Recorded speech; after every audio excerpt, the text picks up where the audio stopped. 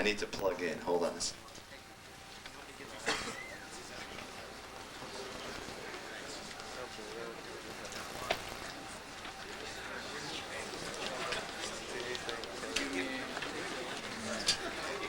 Who's going to the Palace show tonight? Yeah? Cool. Very cool. Okay, I'm just going to play something. I don't know what yet. Just to get started. You know, we'll talk about something.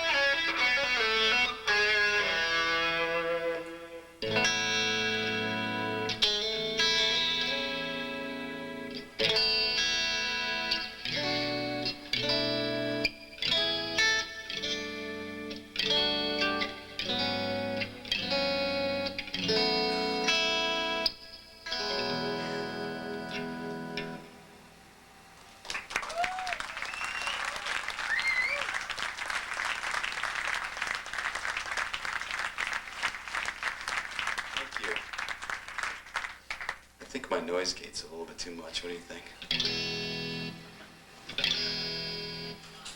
A little bit too much. How's everybody doing? Good? It's a cool school. I just got the whole rap backstage by Roy. Sounds like you guys got a great facility here.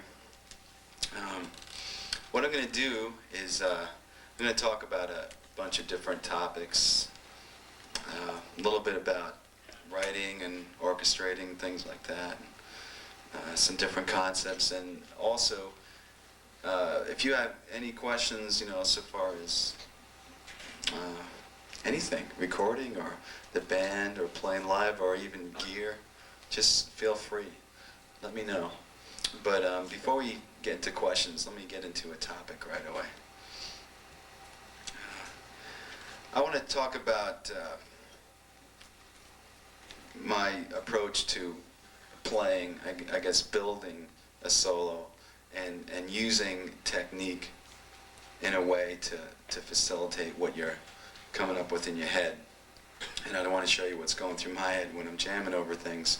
And this is kind of like it's a rhythmical approach. And we'll talk about why this mic is hitting my nose. No. Basically, what we're going to talk about is how, I guess to get right down to it, you can play fast effectively. For me, there's basically, when you're building a solo, or even when you're building a song, the way I think is 3 different ways. I have it narrowed down to 3 different ways. A is just totally going psycho and not really worrying about the tempo. I'm sure everybody knows how to do that. Just kind of ripping away. And then the other 2 ways are to rhythmically divide up the tempo that you're at, either into even groups, which I usually pick 16th notes, or odd groups. I usually pick groups of 6. And you kind of gauge the tempo of the piece that you're playing over, and you can tell like what your optimum level of build is. It's either going to be an even group or an odd group, and you kind of like gauge your playing. Let me demonstrate this if it's a little confusing. Let's say I'm playing to something and the tempo is like this. Some sort of thing jamming over. The first thing that goes through my head is to gauge where my limit is so far as speeds. And I start with the slower one, and this could be applied to phrases or runs or whatever. So at this tempo, the slowest speed I start to think of is 8th notes, and different runs that would involve 8th notes.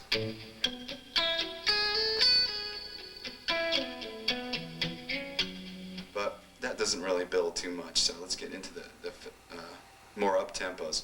At that speed,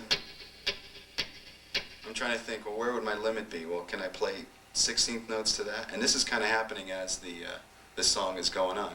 So I'll mentally think of the 16th notes.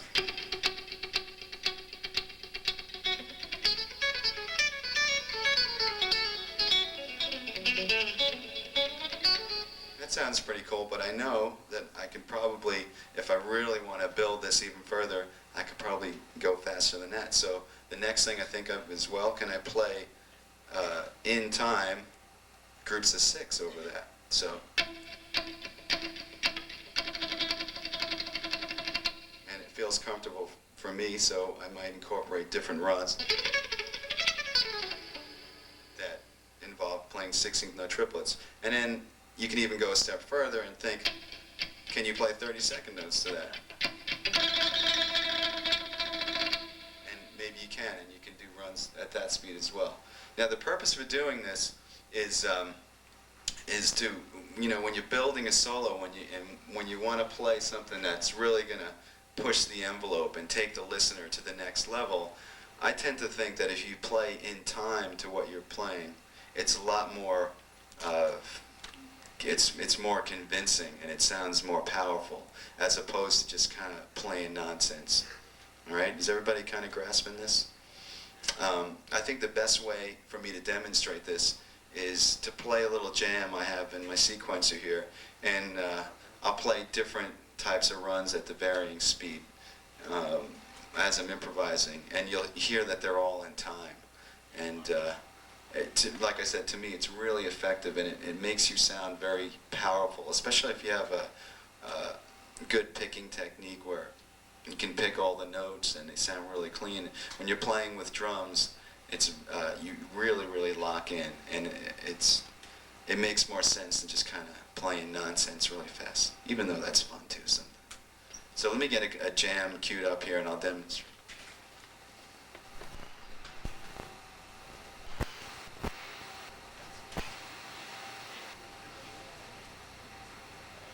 Okay, don't laugh at my cheesy drums. I'm getting a shock up here, by the way. I don't know why. If anybody's concerned, if I drop.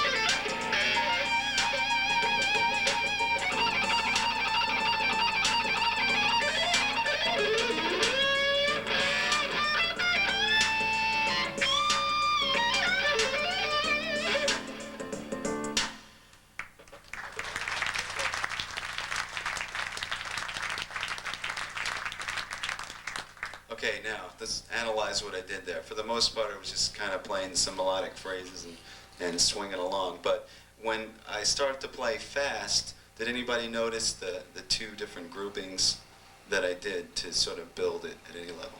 Anybody? It's pretty obvious. What's that? Well, yeah, 6 was the highest one, yeah. Very good. Who said that? Cool. Yeah, so in other words, the tempo to that was basically... Shut this delay up. So some of the mid-tempo things I was playing,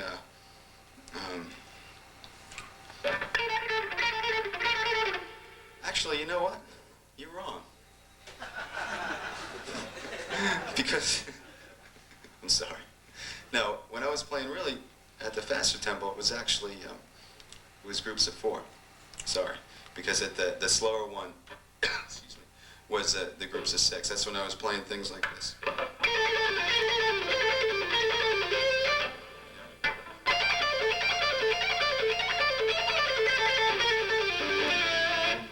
That kind of pushed it to a certain tempo, but then when I really wanted to build and create some more tension at this tempo, went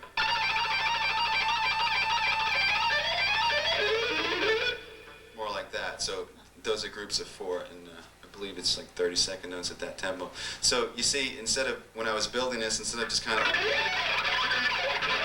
playing a whole bunch of nonsense, it really helped to push the beat, I think, and that's what goes through my mind as I'm improvising, and it might be just a new approach that you guys can think about when you're talking about building. Let me demonstrate on another jam where the fastest tempo that I'll get to will be the groups of 6. So let's try that.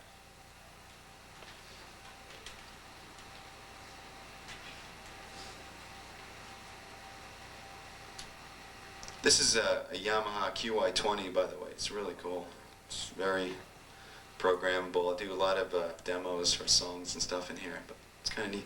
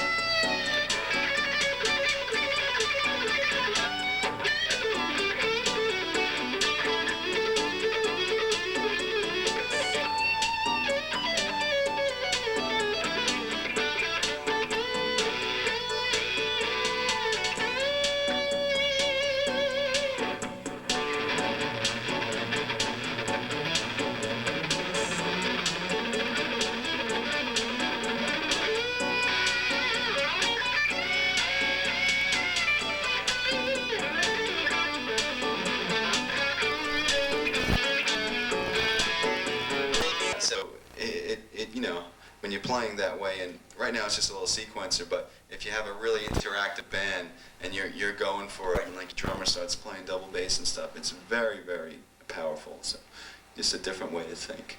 And that's that. So anybody have any questions about that? Maybe some of the types of things I was playing, or is it pretty understandable? I'm sorry? Will that be on my next album? No, that's just a pattern that's in the sequencer there, so I think Yamaha will get mad at me if I use that. Where'd my water go? Oh well. I left it in the back, I think. Okay, so that's that. Now, I was talking about if you guys had any questions about any other things with the band, or even gear and stuff like that, feel free. What's that? Where's Mike? Mike is probably sleeping. Mike is probably sleeping, definitely. That's our first question. Where's Mike? Thank you very much. I come all the way out here to do this, and I get, where's Mike? Yeah. Jordan Rudis, he's not a member of the band. Actually, we did one show with him, and the keyboard player we have now, his name is Derek Sherinian. He actually taught here a little bit, he said, Derek. But Jordan's playing with the Dregs. He's touring with the Dregs now. Okay, so far I got, where's Mike and where's Jordan? What else? Anybody else? Yeah? Are you using two tri-axes for stereo? The reason for that? Okay, I'll explain why I'm using two tri-axes. First of all, this it's not my rig, it's actually Sean Beresford's at Mesa Boogie's lent me his rig, but some of the pieces are very similar to what I have. And Boogie makes an amp switcher, and both tri-axes are being used in stereo, but the reason why there's two is to combine two different modes at the same time. So, in other words, they're both going into the amp switcher, and you program whether you want one on or two on at the same time. And this way, what I usually do is I have a heavy sound with distortion, and then I blend a clean sound in as well for some of the more rich parts. Put some chorus on it, and it sounds really cool. Mm-hmm.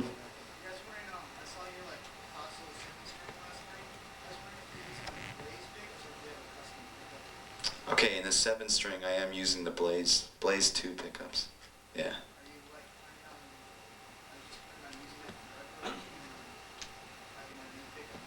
Well, actually, these pickups in here, these were custom made by Steve Blucher, and I I am getting shot. I like these better, to tell you the truth, than the Blaze pickups. And you know, maybe they can build some 7-string ones, but they're all direct mounted into the body, which is really kind of cool. And the other cool thing is, if you notice the clean sound, it's very different. Like if I'm on just the bridge here, it's a little bit harsh. Even on the neck as well. But this toggle switch, it's a 3-way switch and it has 4 poles, so it allows me to put the 2 middle coils on and have them be hum canceling. What it does is it kind of like scoops out the sound, and there's a big difference. You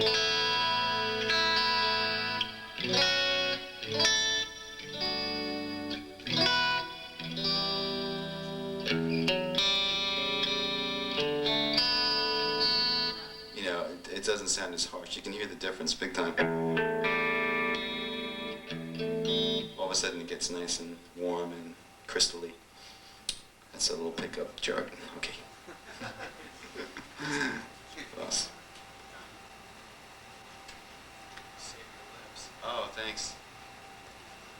Little condom on it. Yeah. Safe clinic. So how does Dream Theater write songs? How does Dream Theater write songs? Well, basically, most of the songs are written in a group situation. You know, like a jam session. We come in and usually somebody has an idea, maybe a drum groove or, you know, some sort of riff or whatever, and we just kind of jam on it.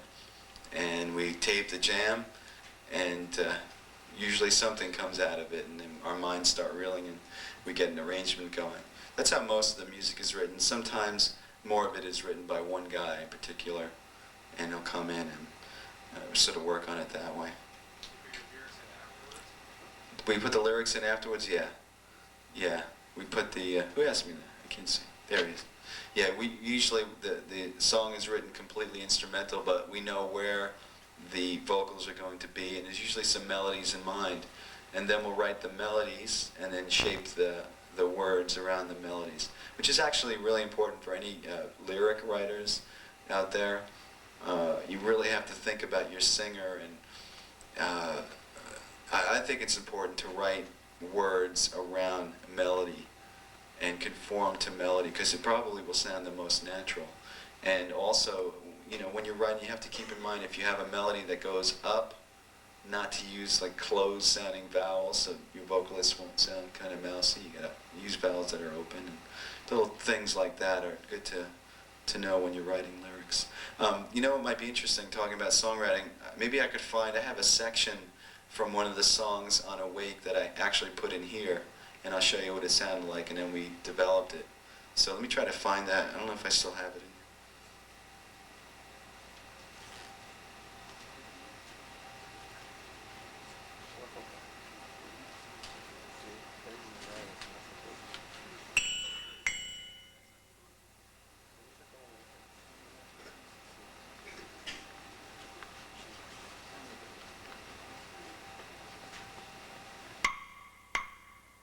If this sounds weird, something got ruined.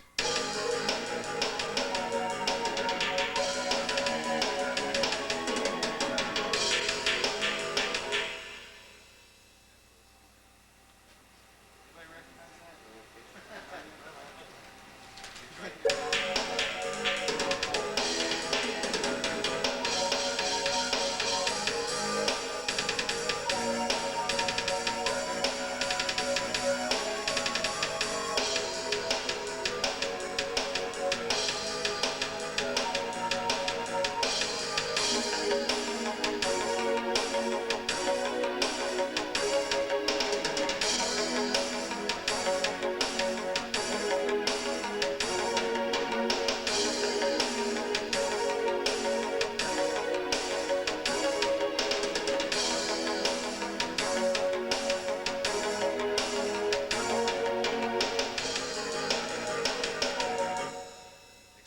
That's from Eratomania off of Awake, and I just kind of programmed that in, and we use that in a section, so sometimes that happens as well.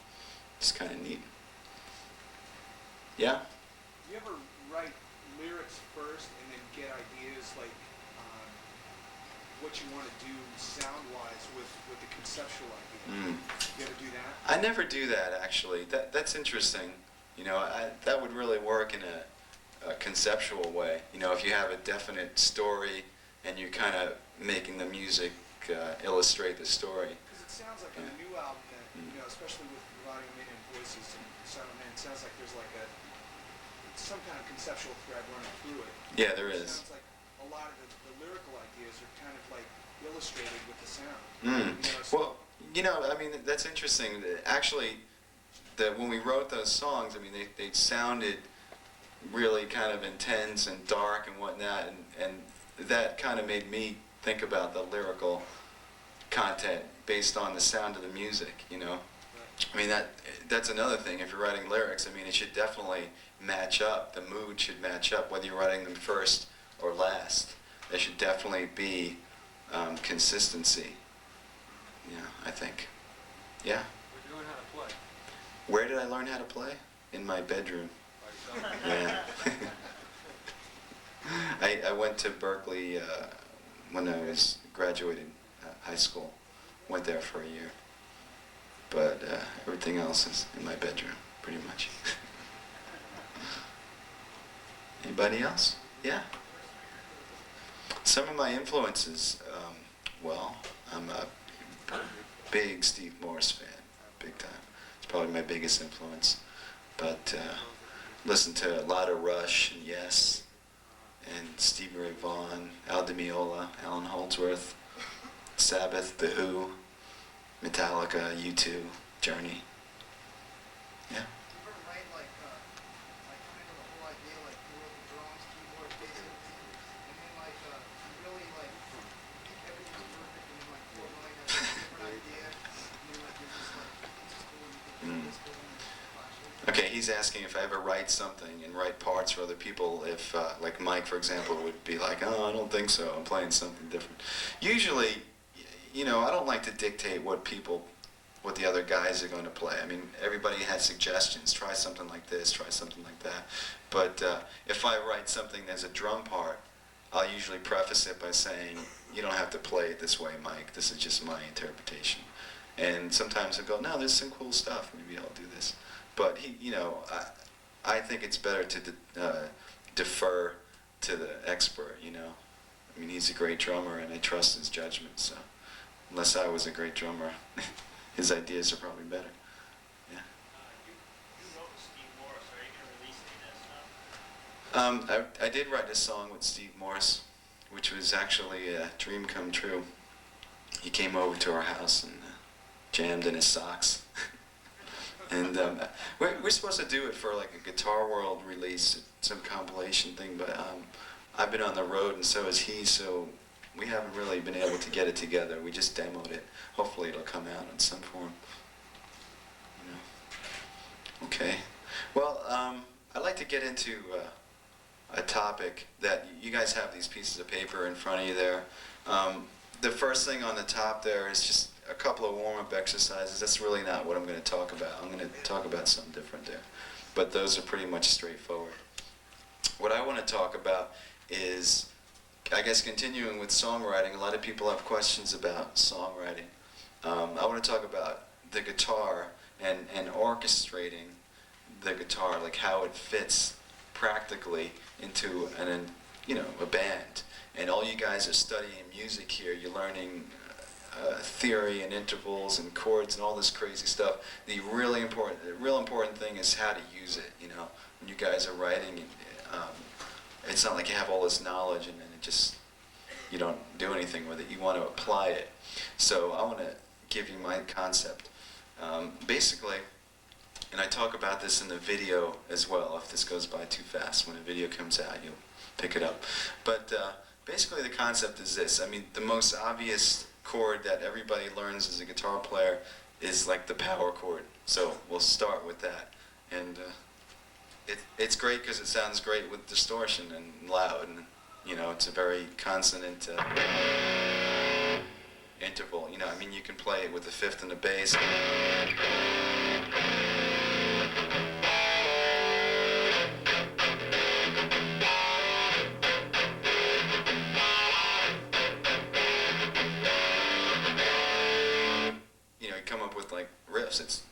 chord, right? But let's talk about expanding on it, using the knowledge that you're learning in school to expand. And basically, what I do is I add notes onto that form. I add different tensions and intervals onto that power chord, and it changes the name of the chord.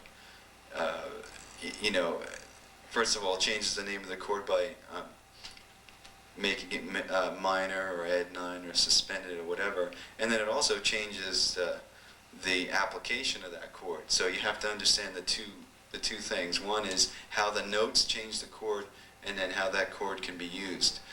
Let me talk about, first of all, how the notes change the chord. And since you guys are studying, this might be redundant, but I'll go through it anyway. I'm going to go through the different chords that I tend to use. I don't use all the millions of the ones out there. I mean, we're primarily a rock band, so I don't like to get too jazzy sounding and stuff. It's not really my background. So these chords, you have a lot of ninths and 11ths and things like that, intervals that sound good to me. So first of all, you know, we'll do it in C here. If you add on one note to the power chord, the major third, it turns the chord into a major chord. I'm sure everybody knows it. Getting feedback. How'd that happen? It's an alarm. Oh, it's an alarm? Okay. I'm going crazy. If you add the minor third on to the power chord, you get a minor chord there. And we're just going to do this in references, not the whole formula of the chord, root third, fifth, and all that, but just how the added note onto the power chord changes the chord. If you add the ninth or second, you get a suspended second sound. So in this case, it would be D. If you add the fourth on, or the 11th F, you get a suspended fourth.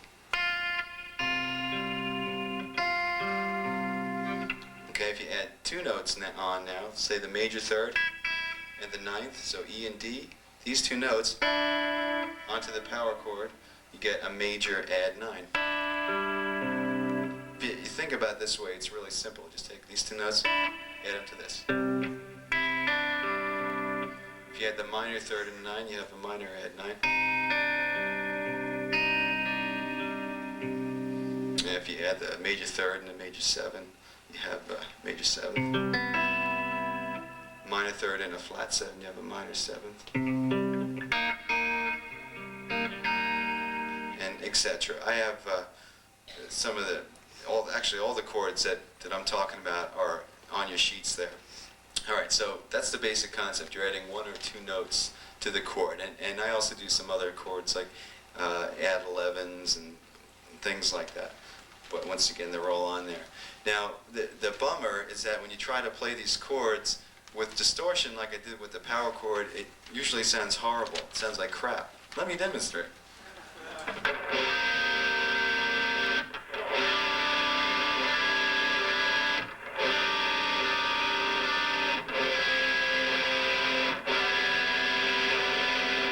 I mean, unless you're going for that for some textural reason, I think it sounds pretty harsh. So now we get into the orchestration end of it, and you can do this, you know, between two guitar players, or guitar and keyboards, guitar and bass, whatever. Or I usually do this in recording. You take the chord and you divide it up basically into two parts. So you take the power chord and you play that on some track with heavy distortion, make it sound really good, and then usually you come up with some sort of sequence using a clean sound that incorporates the added notes. So let's say that the chord that I'm trying to make here is a C major add 9. So remember the power chord would be a C. So I might record something like this.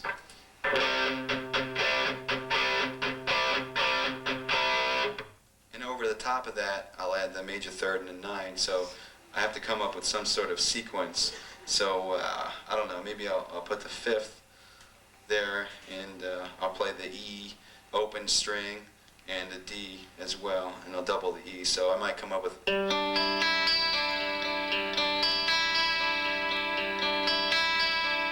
I wanted to turn that into minor add 9. Ooh, that E wouldn't work. Never mind. All right, so you understand about dividing up the two parts, and eventually you're going to get a way cooler sounding chord than you started with. You know, if you have a simplest progression in the world, if you have something like this,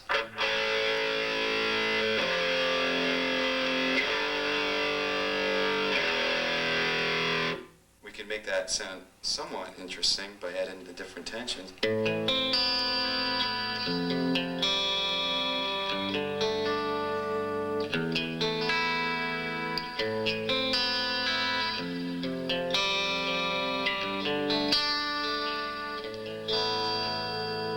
And all of a sudden it sounds a little bit more convincing, and people won't say, oh, that's a cheesy progression, I heard that a million times.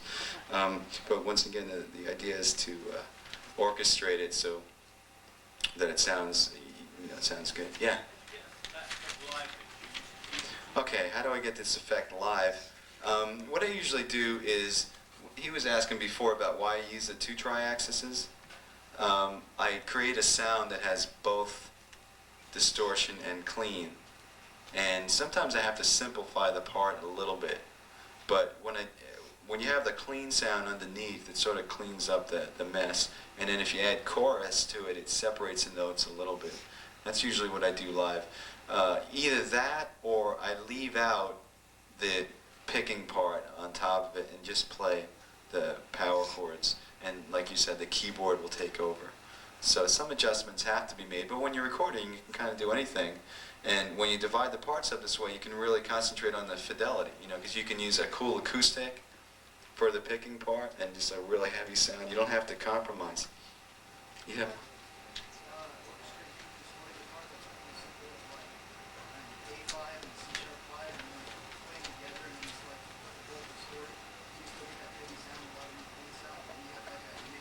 Sure.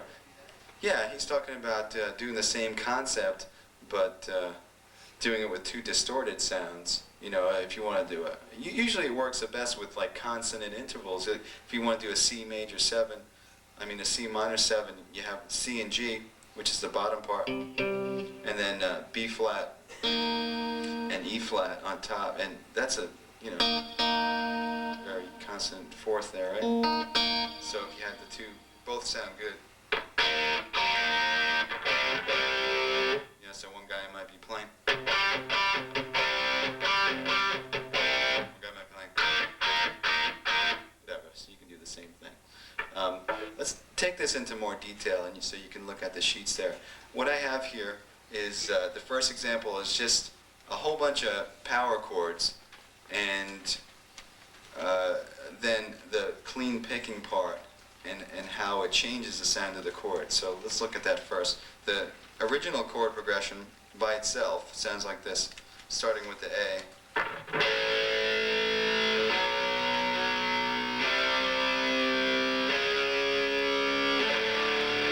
The D, I put the 5th in the bass, sounds heavy.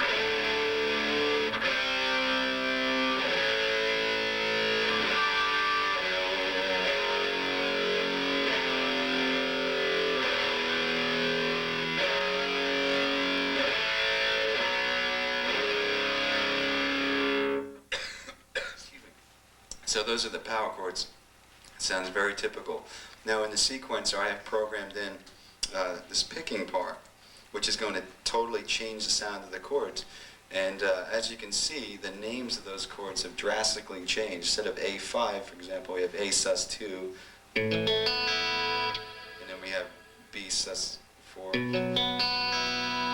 C major 7, C sharp minor 7, D major at 11, C major at 9, A minor at 9, G sus 2, D major at 9 with F sharp in the bass, F sharp, what is this, F sharp minor, what did I write there, minor 11, right? And then F add 9, or F sus 2, E sus 4, E major, F sharp 7 with an added 11 there. And then A major add 9. And B major add 11. I think that the concept, I mean, this is like listening to a lot of Rush. Alex Lifeson always uses those type of chords.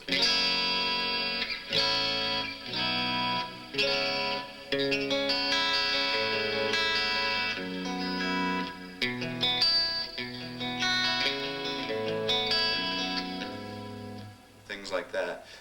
But then I just kind of went in and analyzed what it was. So the picking sequence that I'm doing is something like this.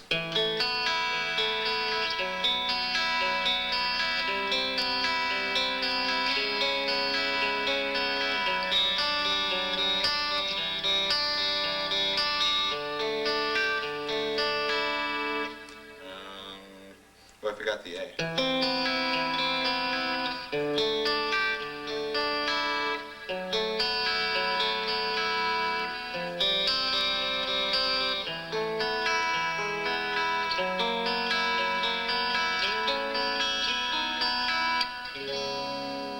Right, so it's a very simple part. So let's hear what that sounds like combined, because I have that part in the sequencer, and I'll play the power chords over it.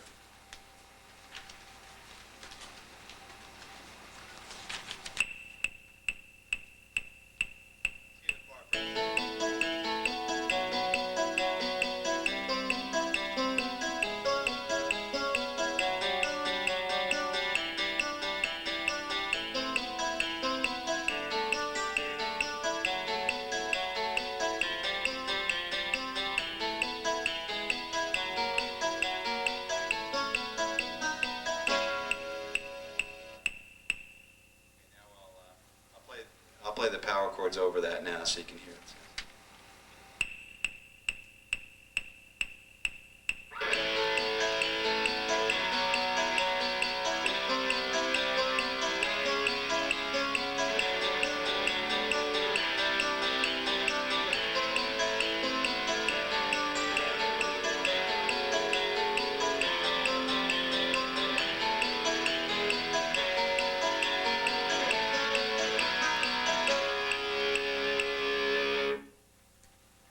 So, oh yeah, that was really difficult. So you hear from the, the original thing that I played there. You play that for somebody, they'd be like, what, did you just learn how to play a power chord, But if you played something like that, it's like, wow, that's cool. Cool sounding chords, you can really add color to what you're doing.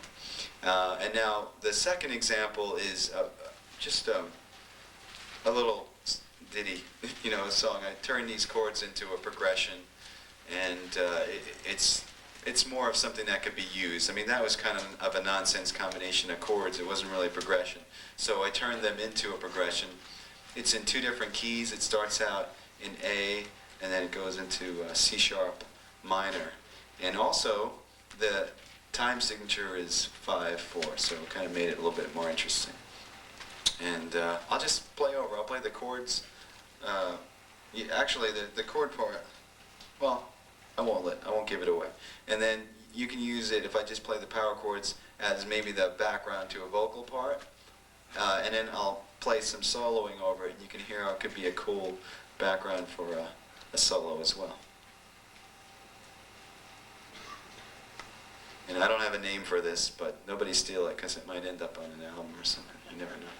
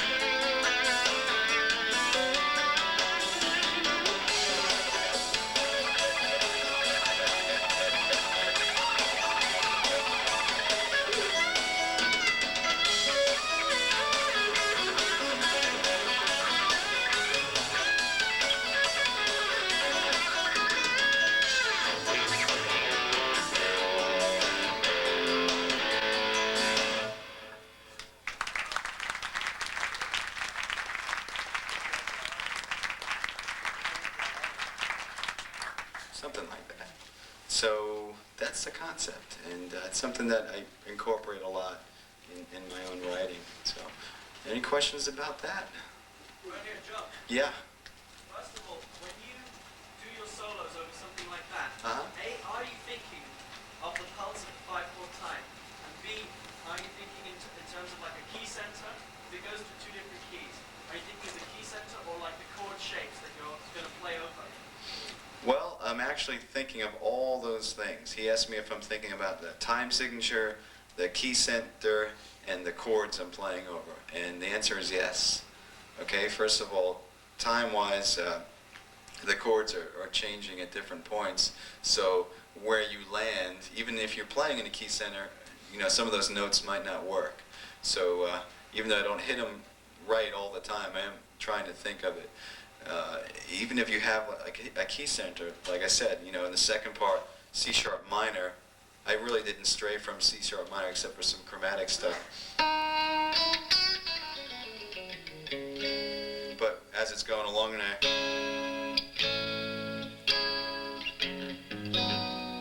try to be conscious of the chord. So maybe when I hit that G sharp minor 7, I want to end on the D sharp.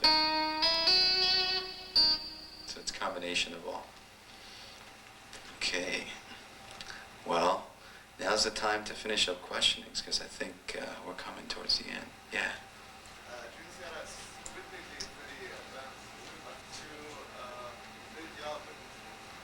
I'm sorry.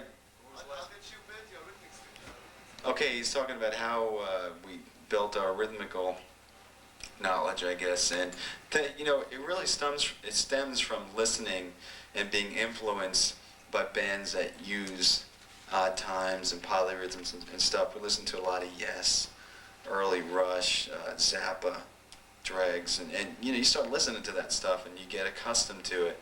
And I think to all of us it was kind of interesting. You know, wow, you can be pretty creative with rhythms. It's just like numbers, you know. And that's where it really stems from. And at one point or another, we had to study it all. I worked at a drum rudiment books and things like that to help. But it's a good idea. Guitar players to check out drum books and stuff like that. Somebody in the back. What do you use like? Say that again, I'm sorry. What do you use like? What gear? What do I use live? I use live. I use 2 tri-axes and a Boogie Mark 2C Plus, and they're all through the amp switcher. I use Boogie 290 power amps and Lexicon PCM 70 and the TC Electronics 2290, and it's all switchable through a Boogie MIDI matrix. What else? Sony wireless, a DBX compressor. And the cool thing is that not only can I design patches, you know, just step on one button and everything changes, but I also have real-time parameter control by use of a stereo volume pedal through a MIDI converter. It's called a pocket pedal, and you can change the parameters of the effects and even of the preamp as you're playing, sort of like driving in a way. And also a rack mount wah pedal. Yeah. Will there be a Metropolis Part 2? That was it. Just played it. No. Yeah, there will be. I haven't written it yet, but it will be there. Yeah. Why don't you guys either sing the background vocals or sample that does? He's asking why we don't sing or sample the background vocals. Actually, on this tour, I've been doing a little bit of singing. And the main reason we don't sing them is because we don't have good voices. I would be lying to you if I told you otherwise. The reason we don't sample them is because I always thought that was kind of cheesy to have sampled vocals. I mean, we do like sound bites and stuff like that, but I don't know, I always thought that was kind of cheesy to have sampled vocals. So what we're doing is I'm gradually starting to sing some of them, get more comfortable, and you know, I guess we'll just keep working on it until it sounds better and better.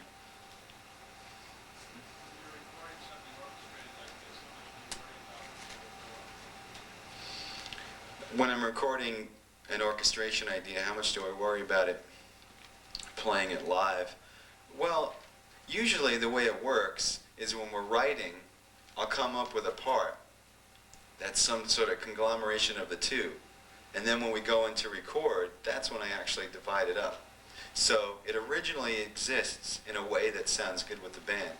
And then when I'm in the studio, I'm really just concerned with excuse me, fidelity, you know.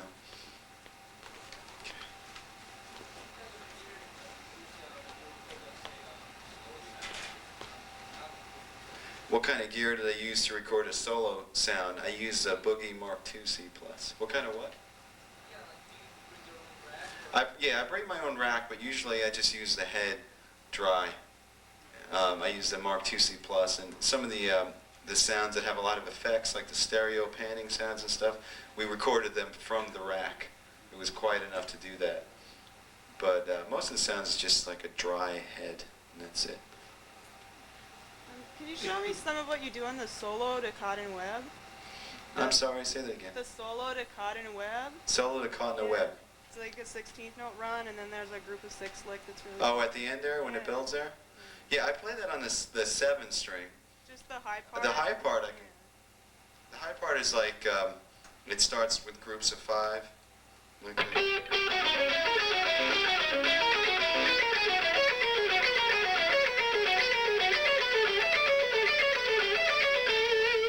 and then the 16th note treble part, it's slow.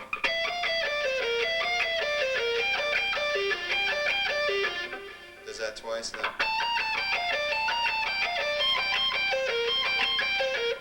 Twice and then.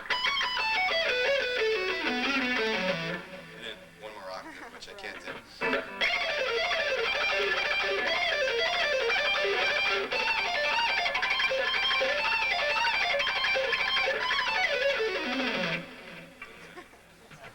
That's the basic.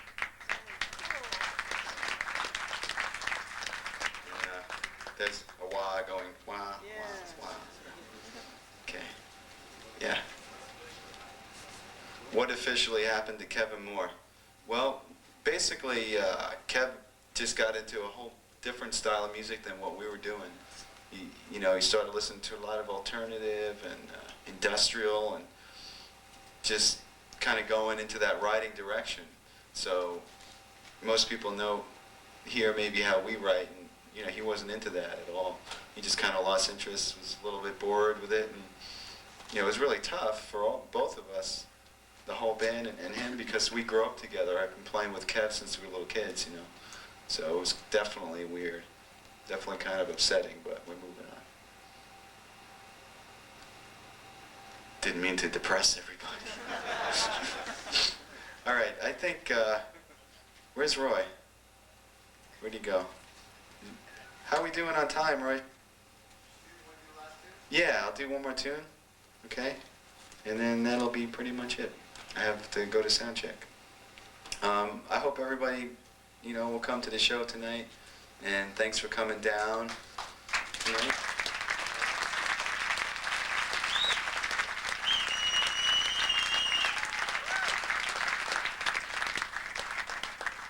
Also, I'd like to thank Roy for getting me in here, and Sean for lending me his rack, and Mesa Boogie for sponsoring this, and my wife for coming down here and helping me out and being very supportive. Okay, so I'm going to play one more tune. John, Yeah. question. Are you guys doing any more Southern California dates? Because some of us musicians can't come out on a Friday night because we're playing or something. So are you guys doing any dates This is the last date of this leg of the tour, and then we're going to Japan and Europe, so we won't be back until the spring if we come back at all. So you might be back. We might be back, yeah. Okay. All right, I'm going to play this last tune, and thank you very much.